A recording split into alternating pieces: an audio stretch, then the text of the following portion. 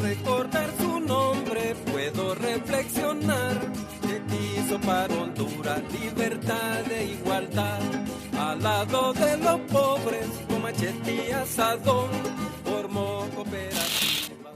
Al campesino de Honduras lo que le falta es organizarse,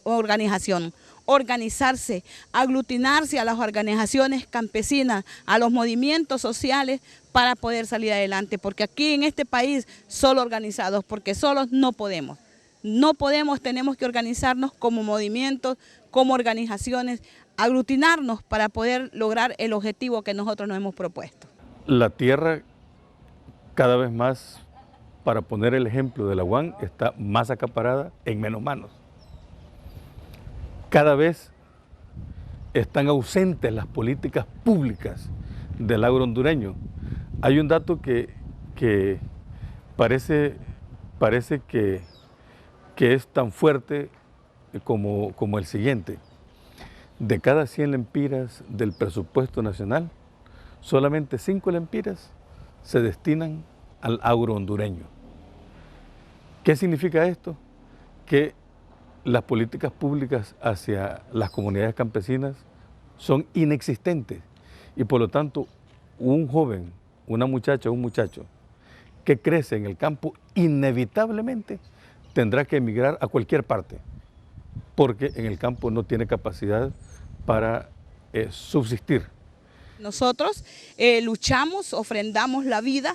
Hay grandes, porque en el Aguán cuántos compañeros campesinos van asesinados ya hasta este momento y todavía esa lucha no han habido respuesta. Hay denuncias a través de derechos humanos internacionales para que a ver de qué forma se nos ayuda para poder, porque aquí nosotros solo el pueblo puede salvar al pueblo como nosotros tenemos nuestro lema. Eso significa que no hay políticas públicas y que la tenencia de la tierra cada vez más está marcando un enorme abismo entre un reducido grupo de familias que controlan enormes cantidades de tierra y cada vez más hay más familias que no la tienen. De igual manera, los derechos humanos cada vez más están ausentes de la vida de la sociedad hondureña. Cada vez más hay una indefensión política, ambiental, social en la sociedad hondureña, especialmente cuando la institucionalidad del Estado funciona menos, es más frágil y cada vez más incluso la organización social y popular ya no solamente quiere ser aplastada, sino que normalmente tiende a ser criminalizada.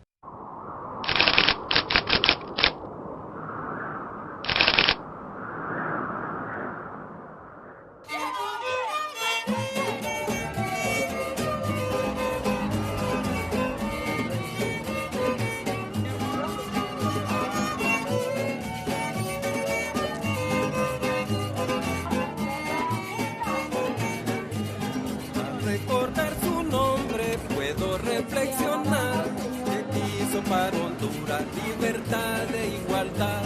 Al lado de los pobres, con machete y asadón, formó cooperativas en Lloro y en Colón. También hay en Toyos, nos llevó su sermón, la Legión de María y todo el pueblo de Dios. El Tigre y José Ayala, hermanos de valor, decían que Guadalupe era enviado de Dios. Él nos trajo su luz, Él nos trajo su luz, y también la gran lucha por la cual murió Jesús. Even if they call us communists, even if they kill us, we have to try to do something about it. We have to try to wake our people up, the poor campesino. Tell them to get organized, tell them to try to change the situation. A mediados de la década de los 70, los jesuitas decidieron responder a una invitación de la iglesia para trabajar en Tocoa, en el departamento de Colón, que en esos años se abría un importante desafío a raíz de la puesta en marcha de los programas cooperativistas y de la colonización en el marco de los planes de agroindustria basada en la producción de palma africana. El padre Guadalupe formó parte del primer equipo que comenzó a trabajar en Tocoa. Su vocación sacerdotal de acompañar a la organización de los campesinos se despertó especialmente cuando comenzó a visitar aldeas campesinas y campos bananeros circuncidantes a la ciudad del Progreso. A partir de mediados de los años 70, el padre Guadalupe se convirtió en el cura de los campesinos, en el guía, en el acompañante, en el director espiritual, el gran motivador. El padre Guadalupe comenzó siendo un ciudadano de los Estados Unidos con el nombre de James Carney y llegó a Honduras a comienzos de los años 60 como un misionero que llegó a Honduras por la vía de Belice, siendo él de la provincia de la Compañía de Jesús de San Luis, Missouri. Hoy nos referimos a ese gran hermano, amigo y compañero, el padre Guadalupe. Fue un hombre de un gran corazón y fue esa persona que se abrió también a los más pobres y sencillos y dio su vida por ellos. Por eso la leyenda que tenemos hoy, después de 30 años, es la vida y lucha del padre Guadalupe, vigencia y presencia 30 años después. Recordamos al padre Guadalupe por su entrega, su fe en Dios y en el pueblo campesino. Y lo recordamos por su lucha. Su persona tiende hoy a una tremenda actualidad. Porque nosotros como campesinas, campesinos de este país, nunca hemos sido tomados en cuenta. Única y exclusivamente nos utilizan para sus campañas. Pues nosotros exigimos justicia para todos estos que están haciendo estas barbaridades.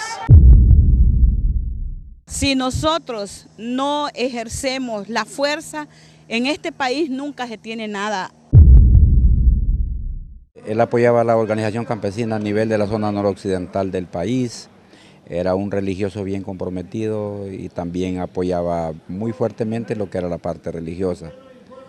Él no trabajaba con organización para él propiamente, sino que apoyaba las organizaciones existentes como era la Asociación Nacional de Campesinos Hondureños, ANACH, y otras organizaciones campesinas. Él respaldaba a los grupos en forma directa, pero que pertenecieran a esas organizaciones. Sí, él bajó a niveles del campesinado.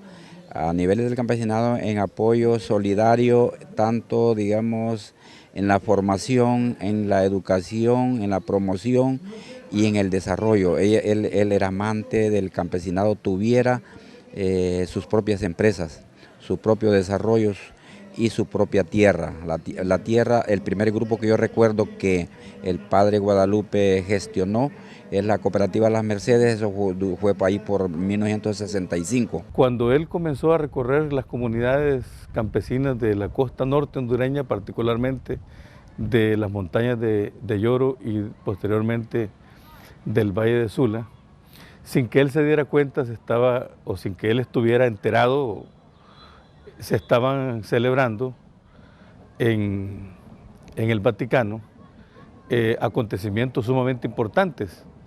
El Concilio Ecuménico del Vaticano II, que fue un concilio que trajo unas transformaciones profundas en la Iglesia Católica, de manera que llevó a que eclesiológicamente se entendiera la Iglesia como pueblo de Dios y que usted y yo éramos iguales, no distintos del clero, sino que todos formábamos parte de una misión que nos encomendaba el Señor Jesucristo, y por lo tanto, siendo pueblo de Dios, la misión del sacerdote tenía que definirse a partir de la cercanía y del acompañamiento a ese pueblo de Dios. Guadalupe Carney, en ese momento todavía James Francis Carney, visitó las comunidades, fue conociendo a los campesinos, y como él mismo lo habría de decir algunos años después, se enamoró de los campesinos. De igual manera como Jesucristo se enamoró del reino de Dios, es decir, que dejó de estar centrado en sí mismo para descubrir su identidad desde la relación con los campesinos. Y ya para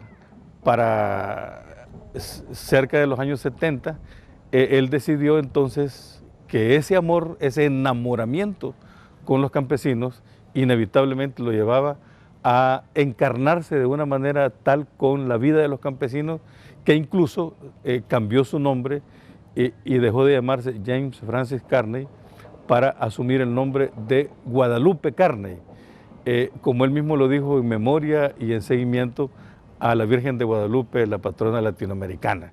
Yo creo que esto viene simplemente del impulso en gran parte dado por el Vaticano II. Karl Rahner decía que el gran significado del concilio había sido el comienzo de una conciencia universal de la Iglesia. Yo creo que estas teologías que vienen de América Latina, la nuestra, de Asia, de África, de las minorías negra, hispana en los Estados Unidos, y bien son expresiones de esta universalidad. Toda teología está, como toda reflexión, está marcada de alguna manera, no determinada, pero marcada de alguna manera por la realidad social e histórica de la que viene. Pero creo que una teología es siempre un desafío para todo cristiano. Yo creo que la teología latinoamericana es un desafío para cristianos de otras partes del mundo. No en el sentido en que haya que aplicar esta teología en otra parte, yo no veo qué sentido pueda tener aplicar la teología de liberación en Europa, pero sí creo que nuestra teología es un desafío a los cristianos, a las iglesias europeas, en tanto que plantea cómo, de otro lado, la teología que se hace en Europa, para mí, que soy latinoamericano, es también un desafío. No es una teología para ser aplicada tampoco allá, mecánicamente, tal cual, pero me parece a mí que me interroga, me interpela. Entonces yo lo que creo es que estamos hoy día en la iglesia ante un hecho nuevo, interesante, pero que al parecer desconcierta a muchas personas. Y es que hay otros centros de elaboración teológica, que no pueden venir sino de una cierta madurez cristiana. Si hay teología en otras partes del mundo que no son Europa y Norteamérica, es porque hay comunidades cristianas que de alguna manera han madurado sobre su situación, su fe, su realidad humana y cristiana, y entonces articulan una reflexión. Y en eso estamos, creo yo. Entonces yo vería un poco esto, y ojalá pudiera entenderse así, como voces distintas que vienen de realidades diferentes. La nuestra está ciertamente marcada por este sufrimiento del inocente de que hablaba hace un momento, por la pobreza en nuestro pueblo, es normal. Otras voces tendrán otros tonos, pero es eso. Y este diálogo, yo pienso que más allá de ser un diálogo teológico, es en el fondo un diálogo entre iglesias locales, entre comunidades cristianas. Yo vería aquí el significado de esta teología y de otras semejantes viniendo de otros lugares del mundo.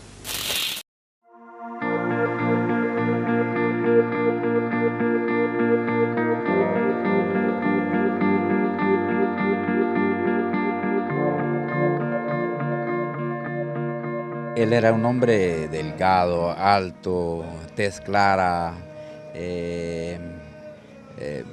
avispado y también bien sencillo, ¿verdad? Él bajó a los niveles de pobreza del campesinado. Él usaba una sola clase de ropa y una sola ropa. Era la ropa permanente. Cuando lo acompañé una vez a una gira, pues visitábamos los grupos. Ya había veces que en la hora del almuerzo, que estaba caliente el sol, bajábamos al río y él lavaba su ropa y también yo me ponía al par de él y la poníamos a secar en unas piedras, ¿verdad? Porque en las piedras calientes se seca rápido. Y él usaba una tela delgadita y unos pantalones de caqui que no le fallaban, no usaba otra clase de ropa, solo tela de caqui y unas camisas amarillas tiernas. Entonces, ese era el perfil de él en cuanto a vestuario. Y manejaba su camioneta, ¿verdad? Que no se la prestaba a nadie porque se la arruinaban. Cuando, por ejemplo, yo lo conocí, siendo yo muy pequeño, lo conocí relacionado con la organización campesina, cuando lo normal de un sacerdote era que estuviera dentro del templo, que estuviera celebrando la Eucaristía dentro del templo, con los sacramentos, con las liturgias. Y en ese momento el padre Guadalupe Carne estaba no solamente celebrando los sacramentos, sino celebrándolos en la comunidad vital, es decir, entre los campesinos, y desde ahí fue descubriendo su vocación de acompañamiento organizativo de los campesinos, de manera que posteriormente, ya para siempre, fue reconocido como uno de los mayores acompañantes desde la fe de la organización campesina, conocido como el padre Guadalupe Carne, organizador y acompañante de las organizaciones campesinas. Había veces que los campesinos nos daban algunas tortillitas, pero la comida que andábamos era una bolsa de pan blanco, ¿verdad? Y confites. Él decía que era para el piloto y para el copiloto. El copiloto era uno que andaba acompañándola. Bueno, como el dulce, digamos, le ayuda a mitigar a uno la cuestión de la alimentación. Pero por la tarde sí, había una misa, pero antes de la misa nosotros cenábamos. Y cenábamos, hay veces que los quedábamos en la parroquia, porque después de la gira pues teníamos que ubicarlos en una parroquia, o los quedábamos en el campo, digamos, de un campesino, digamos, porque él también hacía eso. Y luego, antes no habían salones, eran champas de manaca o de bajarete, de seto, y allí picándole los zancudos, allí se dormía, digamos, a la intemperie, pues, a como hubiera, digamos, las condiciones. No era que se dormía, digamos, en hotel. No era algo natural.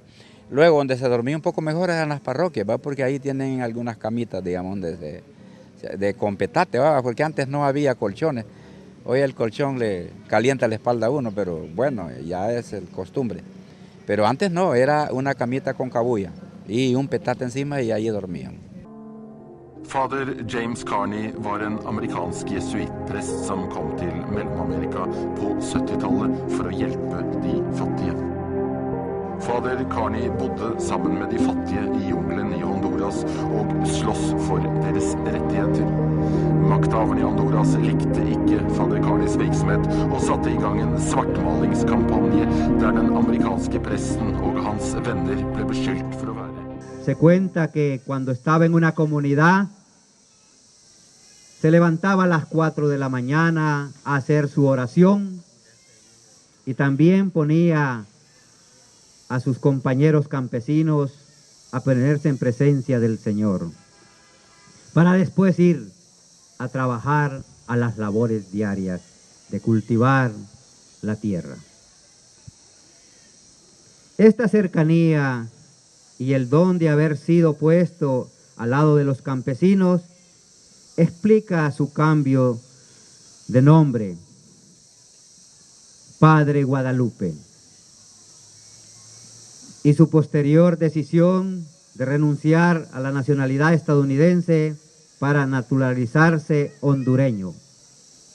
Trabajaba en la parroquia de Tocoa, Colón, cuando en noviembre de 1979 los militares hondureños lo capturaron y lo expulsaron del país, luego una decisión gubernamental de cancelarle su nacionalidad hondureña.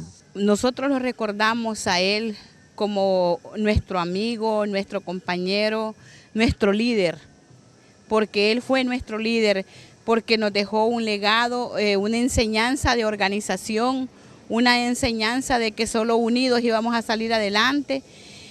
A pesar de que yo no lo conocí, he seguido su lectura, he leído sus libros y soy campesina orgullosamente. Soy mujer que pertenezco a una empresa campesina que está en la 36 Guaymas, el sector de Guaymas, el sector palmero le decimos nosotros, ¿verdad? Y que orgullosamente hemos recuperado esas tierras y que hemos luchado y hemos sufrido y hemos ofrendado la vida, pero que hasta este momento ese legado no lo perdemos y agradecemos mucho al Padre Guadalupe por esa enseñanza que nos dejó a nosotros, los hombres y mujeres, para salir adelante luchando para poder tener lo que nosotros necesitamos tener en este momento. Hay tres elementos que, a mi modo de ver, son distintivos, aportes que son permanentes del Padre Guadalupe Carney a la Iglesia, a la Compañía de Jesús y a la sociedad hondureña. El primer elemento es la defensa de la dignidad humana. El Padre Guadalupe Carney fue el pionero en la organización de los comités de derechos humanos en Honduras. Fue el pionero. Y como usted bien sabe, ese elemento, los derechos humanos, sigue siendo hoy, 30 años después, todavía más vigente que cuando él se decidió organizar en la Ciudad del Progreso el primer Comité de Derechos Humanos de Honduras. El segundo elemento es la lucha y la defensa de la tierra. El Padre Guadalupe fue un incansable defensor del reparto justo, equitativo de la tierra. Fue un abnegado promotor de la reforma agraria. 30 años después de su desaparición, de su asesinato, la tierra sigue siendo el factor decisivo en Honduras.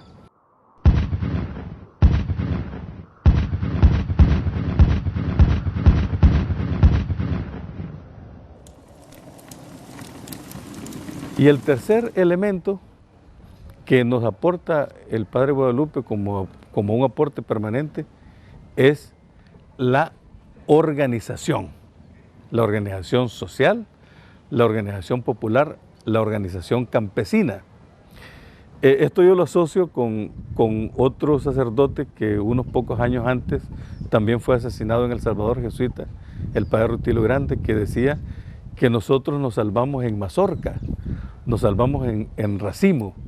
El Padre Guadalupe Carney no dijo estas expresiones, pero conoció la mazorca, conoció el racimo y fue un enorme promotor de la organización campesina de base, al mismo tiempo que fue una persona que constantemente estuvo insistiendo en que toda persona dirigente campesina tenía que estar pegada a su organización local, y fue frontalmente crítico de aquellos dirigentes que, habiendo nacido de las bases, se fueron separando hasta que se convirtieron en traidores de la lucha y de la causa campesina. El padre Guadalupe fue uno de los pioneros en impulsar la defensa de los derechos humanos, especialmente de las personas perseguidas por su manera de pensar y de comprometerse con una sociedad nueva, situación que hoy se ha extendido y profundizado a casi todas las esferas de la vida de los pobres excluidos y especialmente a la juventud. También el padre Guadalupe actualiza en nuestros días la urgente lucha por la tierra, la reforma agraria y el medio ambiente. Temas que han sido relegados por los sucesivos gobiernos a simples prácticas cosméticas, con el marco de la decisión imperial de que todos los recursos y bienes quedan sometidos a las voraces leyes del mercado, y en donde las comunidades campesinas empobrecidas no solamente quedan excluidas de las propuestas estatales y de las agroindustrias transnacionales.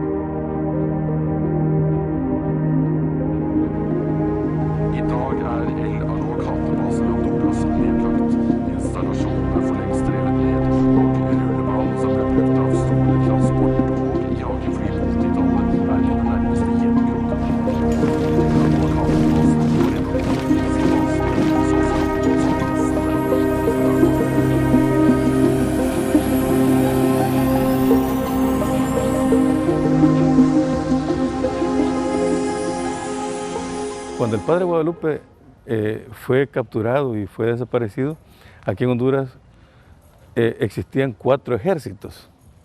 Estaba el ejército hondureño, estaba el ejército de la contra nicaragüense, estaba los ejércitos élites de El Salvador, y estaba el ejército de los Estados Unidos. Incluso habían zonas geográficas que concentraban en un mismo lugar a estos 4 ejércitos, que era el Centro Regional de Entrenamiento Militar en el departamento de Colón, muy cerca de Trujillo. En ese contexto es cuando el padre Guadalupe es capturado y es desaparecido. 30 años después, es cierto que no tenemos una política oficial de la seguridad nacional, sin embargo, sí en la práctica el Estado tiene menos capacidad de control de la violencia en Honduras, y la violencia está controlada por diversos grupos que, sin ser del gobierno, conducen y utilizan la institucionalidad del Estado para imponer su propia ley. De manera que si hace 30 años, cuando el padre Guadalupe desapareció, la política que imperaba era la seguridad nacional, y era la ley de los militares como lo de los fuertes, hoy es la ley de los fuertes que son grupos fuera del Estado que controlan el Estado para sus propios beneficios. Lo que significa que hoy la situación de los derechos humanos es todavía peor, aunque no sea política oficial del Estado.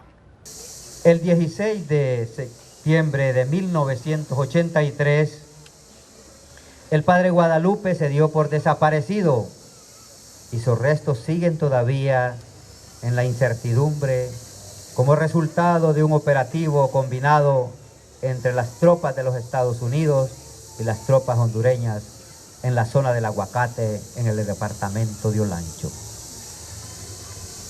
El padre Guadalupe nació en Chicago, Estados Unidos, en el año de 1924, con el nombre de James Carney. Participó activamente en la Segunda Guerra Mundial como miembro del ejército de su nación. Cuando salió, determinó que nunca usaría la violencia ni las armas, ni siquiera en su defensa propia. Ingresó a la Compañía de Jesús en 1948 y en 1958, siendo todavía un seminarista jesuita, conoció la misión de los jesuitas en el departamento de Yoro en una experiencia de 2 meses. Tras su ordenación sacerdotal en junio de 1961, sus superiores en la Compañía de Jesús lo destinaron a trabajar a la misión de Yoro, primero en Minas de Oro, luego en Sulaco, Toyós y posteriormente en El Progreso. Es una sensación de impotencia, digamos, la que uno tiene, porque en primer lugar conocer un potencial líder católico comprometido con una población vulnerable, reprimida por las clases dominantes y opuestas a que se les otorguen derechos, como la tierra, digamos, como es un patrimonio, es bastante difícil. Es bastante difícil porque él, con su asesoría y esfuerzo, contribuyó a la incidencia de la reforma agraria, ¿verdad? Que en esa época estaba iniciándose después del decreto de ley número 8, que fue el 72, ya entraba en vigencia el proceso agrario. En septiembre de 1983 se unió a una columna guerrillera.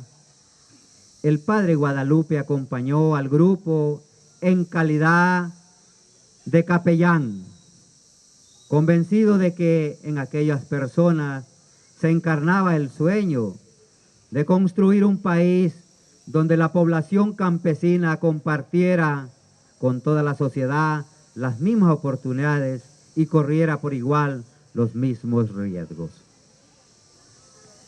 30 años después de su desaparición y asesinato, los temas por los que tanto luchó el padre Guadalupe siguen siendo no solo vigentes, sino urgentes para la agenda de la lucha social y popular.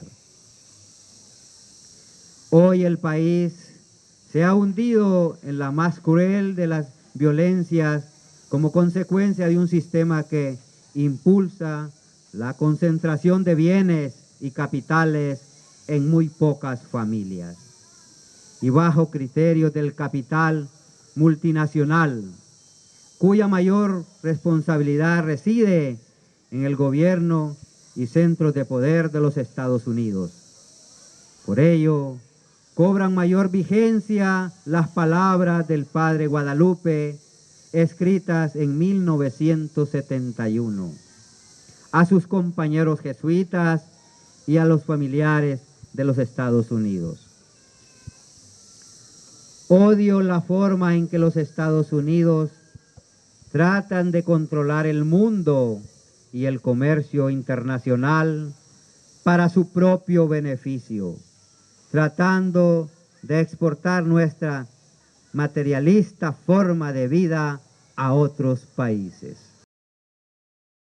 Nosotros creemos que el gobierno de los Estados Unidos conoce toda la información y nosotros creemos que hay antiguos oficiales de las Fuerzas Armadas hondureñas que conocen toda la información.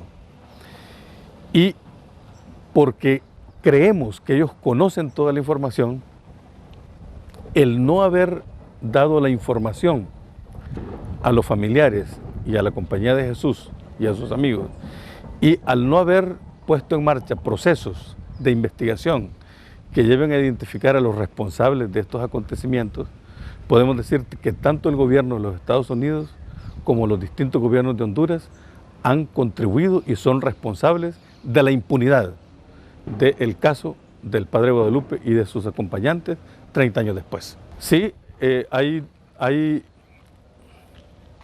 informaciones diversas que coinciden en que hubo una anotación, que eso lleva incluso a pensar que sus restos pudieran estar enterrados en alguna zona del aguacate, pero esto ya es una conjetura que nosotros no nos atrevemos a sostener, porque necesitamos una investigación que lleve a... Porque hay otro tipo de informaciones que incluso que llevan a que el padre Guadalupe lo subieron vivo a un helicóptero y que fue empujado al mar. Pero como digo, todas estas nosotros las manejamos como conjeturas y por eso exigimos y demandamos del gobierno de los Estados Unidos primordialmente para que desclasifique toda la información que lleve a que se conozca la verdad sobre el caso de la desaparición y eventual asesinato del padre Guadalupe.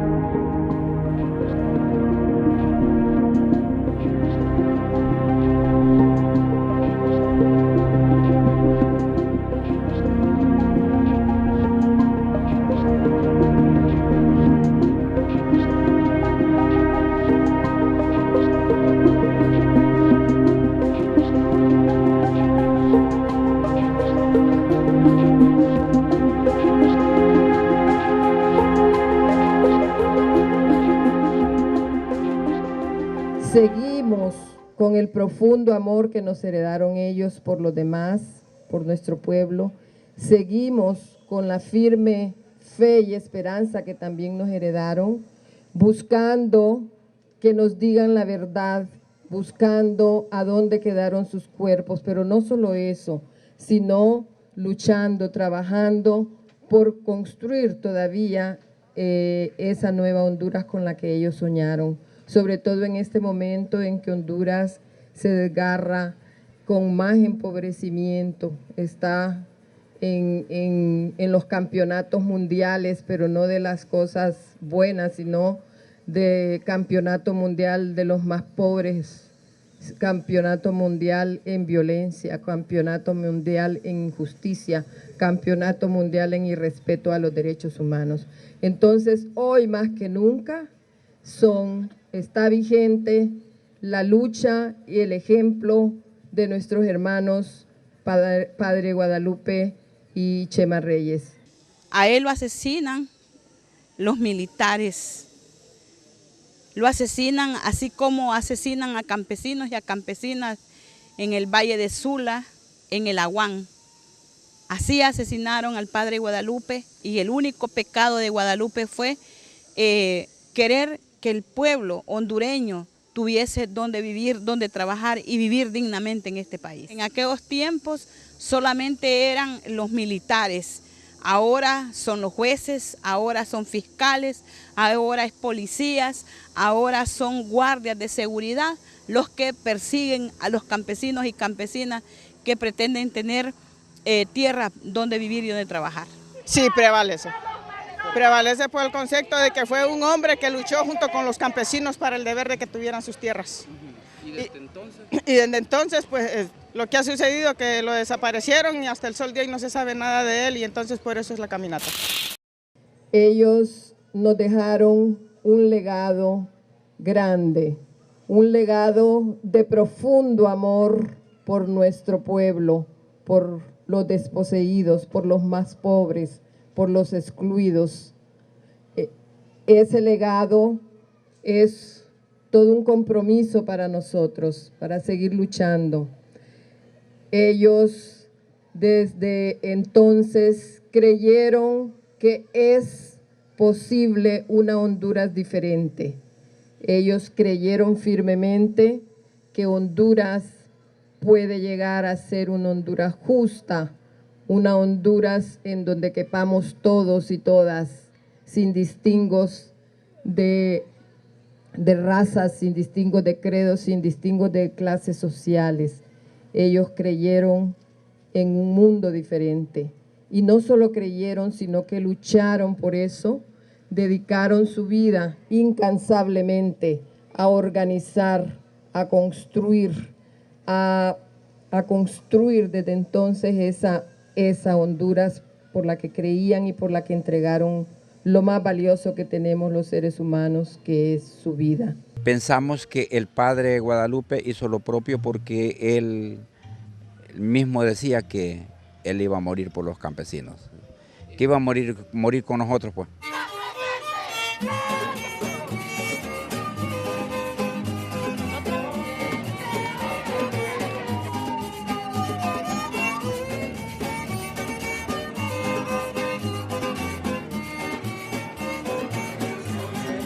Recordar su nombre puedo reflexionar, que quiso para Honduras libertad e igualdad, al lado de los pobres con machete y asadón, formó cooperativas en Lloro y en Colón, también hay en Toyos, no llevó su sermón. Pues nosotros venimos siempre, como el padre Guadalupe Carne fue un luchador de la justicia, también venimos por eso, acompañando, sabemos que él fue ejemplo para nosotros y creo que tenemos un ideal de él. Toda la lucha que tenemos en el occidente fue gracias a él y hay muchos también que empezaron ahí a hacer ese trabajo.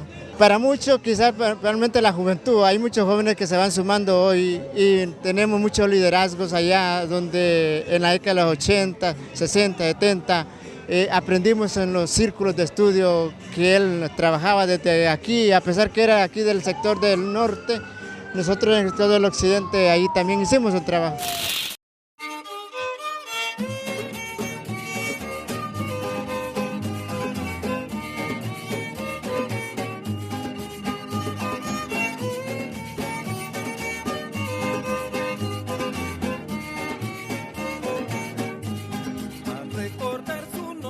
La situación en 30 años después, a 30 años después de la desaparición física del padre Guadalupe, sigue todavía peor y los conflictos de entonces ahora no se han resuelto, se han acumulado y por lo tanto 30 años después la sociedad hondureña se encuentra en una situación de altísimo peligro de que se deteriore a extremos de no tener control sobre su futuro.